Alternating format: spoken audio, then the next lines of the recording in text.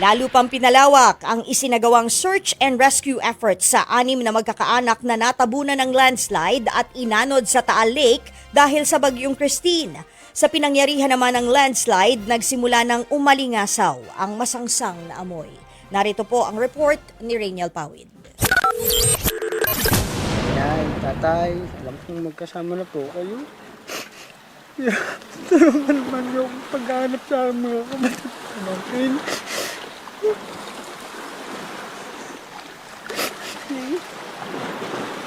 Hindi naman po ako titigil. Hanggat di ko po sila nakikita. Isang rescuer na si Erwin sa mga magdamagan ang paghahanap para sa mga nawawala pa rin matapos manalasa ang bagyong Christine sa Balete, Batangas. Pero kanina tumigil muna siya sa kanyang tungkulin. Para nang ako ang patay.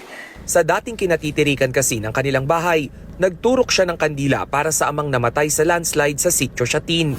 Matapos mag-alay ng dasal, tsaka niya tinuloy ang paghahanap sa 3 niyang kapatid at 3 pamangkin na natabunan ng lupa. Pinupulot rin niya ang mga litrato, damit at ibang gamit ng mga nawawalang kaanak. Wala halos akong magawa pa hanggang sa ngayon na para bagang nakukuha ko sa akin sarili na bakit naisalba ko yung iba. Pamilya ko. Pamilya ko hindi.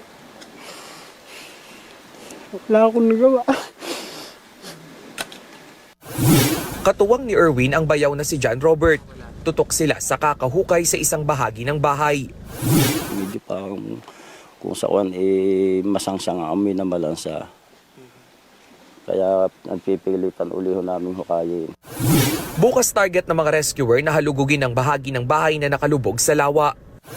50 metro mula nga doon sa kinatitirikan ng bahay ng mga Mendoza ay umabot dito yung ilang bahagi ng kanilang bahay. Sa ngayon, pahirapan pa ang paghahanap ng ating rescue team doon mismo sa buong bahagi nga ng bahay at sinabi nila na salasalabat na yung ilang troso doon sa ilalim ng tubig.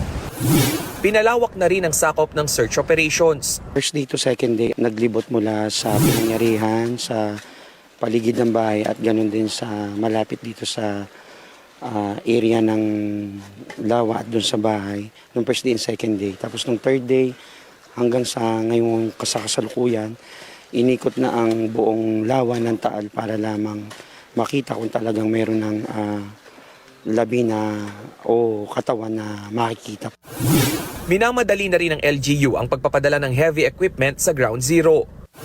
Tayo po ay makipag-coordinate pa rin sa OCD para mabigyan tayo ng panibagong assistance kung paano mabubuklat yung kabahayan.